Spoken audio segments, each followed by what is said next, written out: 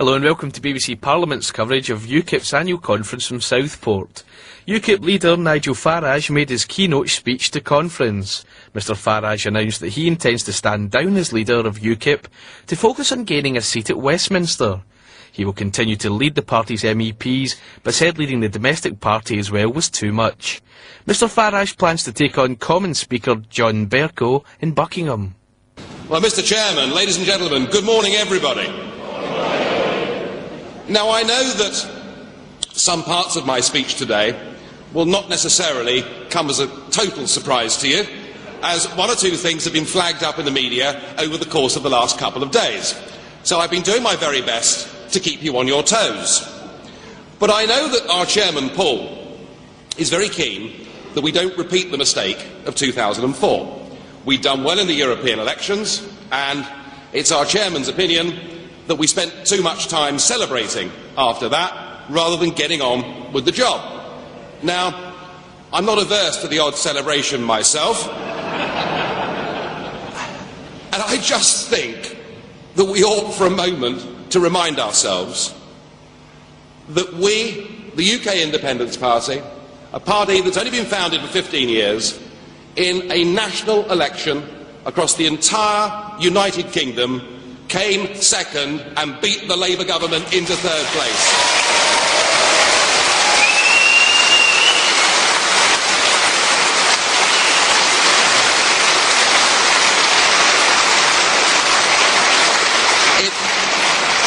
It really was an amazing achievement, because remember, earlier this year we were being written off, weren't we?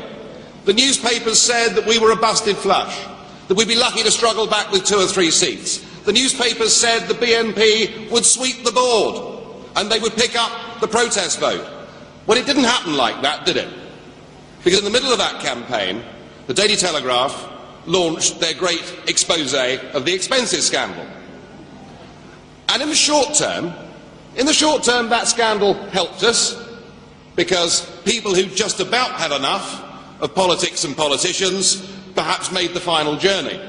But you know, really, the big frustration with the campaign, despite the result, is that we did not manage to have a proper national debate about the European question, because the expenses scandal overshadowed everything.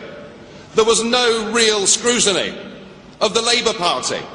It wasn't really pointed out to people that Gordon Brown had broken a promise, a specific manifesto pledge. It wasn't revealed in the campaign publicly that the Liberal Democrats' position on Europe is totally absurd, contradictory, and just about the most dishonest thing I've ever come across in my life.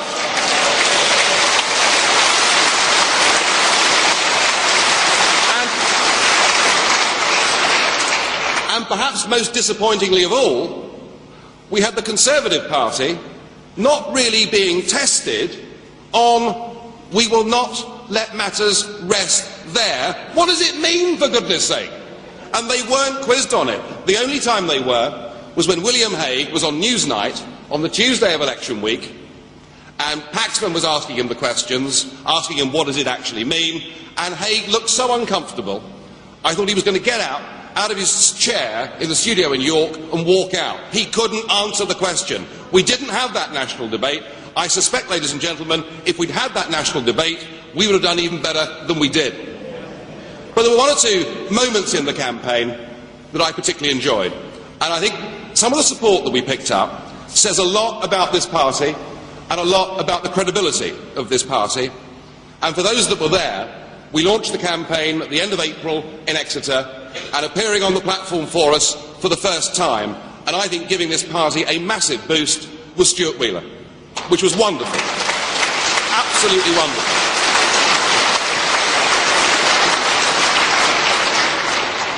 He, of course, was expelled from the Tory party for doing it, and at the end of the campaign, we had Lord Calmes, Stanley Calmes, coming out and backing us. Again, wonderful credibility, and I especially enjoyed Lord Tebbett's intervention in the campaign when he managed not quite to get expelled from the Conservative Party, but he went as far as he could. You know, we must remember that 2.5 million people have given us their trust and have sent us to the European Parliament. And I think we should be honest and we should say that from 2004, we perhaps let some people down. We had a couple of MEPs that let us down, and the electorate have given us a second chance, and we must hold faith with those people that went out and voted for us, and we've got a job to do over there, and we've got a job to do over here. And I'm pleased to say that we have put together a group in the European Parliament, the Europe of Freedom and Democracy group, and it is the only real Eurosceptic group in the European Parliament. I will explain. When we took our seats again on July the 14th, Bastille Day, but I'm sure there was no reason behind that at all. When we took our seats in the Parliament, I was somewhat bewildered to find that my new seat was on the front bench, seat number 20, and that sitting in seat number 21 was Mr. Barroso. So it really is going to be up close and personal, isn't it, for the next few years? We had a little bit of fun. I turned up with the Union Jack flag and plonked it on my desk, and Mr. Barroso made an intervention and plonked an EU flag on his desk, and I'll be taking a Portuguese flag for him next week.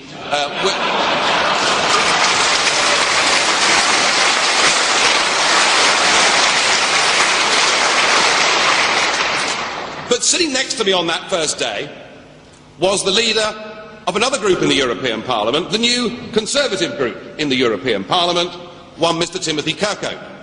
And we've heard much about their breakaway from the EPP and that they're trying to tell the British electorate, vote for us because we're really Eurosceptic. As we walked in, the President of the Parliament came to the podium, and what did they do? Well, you know what they did. They played the European anthem, didn't they? And so up they got. Everybody absolutely ramrod straight. As good an illustration that this is the new nationalism as I've ever seen. I didn't get up. I didn't get up. I crossed my arms and shouted very loudly, I thought you dropped the flag and the anthem when you changed it from the Constitution to the Lisbon Treaty. And so the UKIPers sat there. But it was the performance of Timothy Kirkhope, the leader of the Conservative group, that amused me most. He stood there in a crab-like fashion, neither up nor down.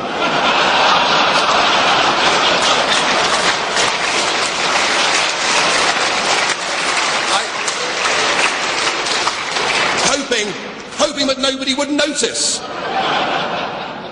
Now, sitting next to him, I gave him some words of, well, let's say encouragement. I won't repeat exactly what I said to him at the time. And in the end, he did the decent thing and stood to attention with all the rest of them. And by the next morning, he'd been deposed by his own group, and I had a Polish gentleman sitting next to me. So we are going to be the only real Eurosceptic group in that Parliament, and we've got some important jobs to do. And the first one is the battle in Ireland. The referendum in Ireland really matters. It is, of course, an affront to the Irish people and to democracy that they should be told that their first result simply wasn't good enough. But there's going to be a referendum on the 2nd of October. Now, in the first Irish referendum, the group that we were in played a significant role. We put together literature, we sent it out round to the houses in Ireland, and although Declan Ganley got much of the publicity as being the leader of the No campaign, what particularly pleased me was the day after the Irish had voted no, the Taoiseach, Brian Cowan, got up in the Dáil and said that Nigel Farage and a gang of extremists in Strasbourg have subverted the democratic process in Ireland.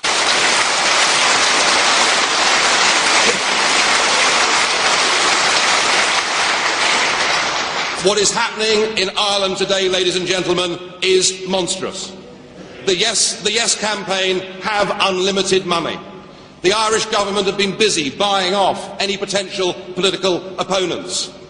We have, as we speak, 80 employees of the European Commission and the European Parliament touring sixth forms, colleges and universities in Ireland, telling them all to vote yes. It is pretty clear that the broadcasting rules in Ireland, which say that in a referendum both sides should get equal treatment, it's pretty clear they've been chucked aside. So we are going to do something in our group. with the support of people like Timo from Finland that you heard from earlier on today, we are doing something in our group to redress the balance. And we have to. This idea that somehow UKIP is this little insular, Little England party could not be further from the truth. Of course we want self-government for our country, but we also want it for the free countries of the rest of Europe too.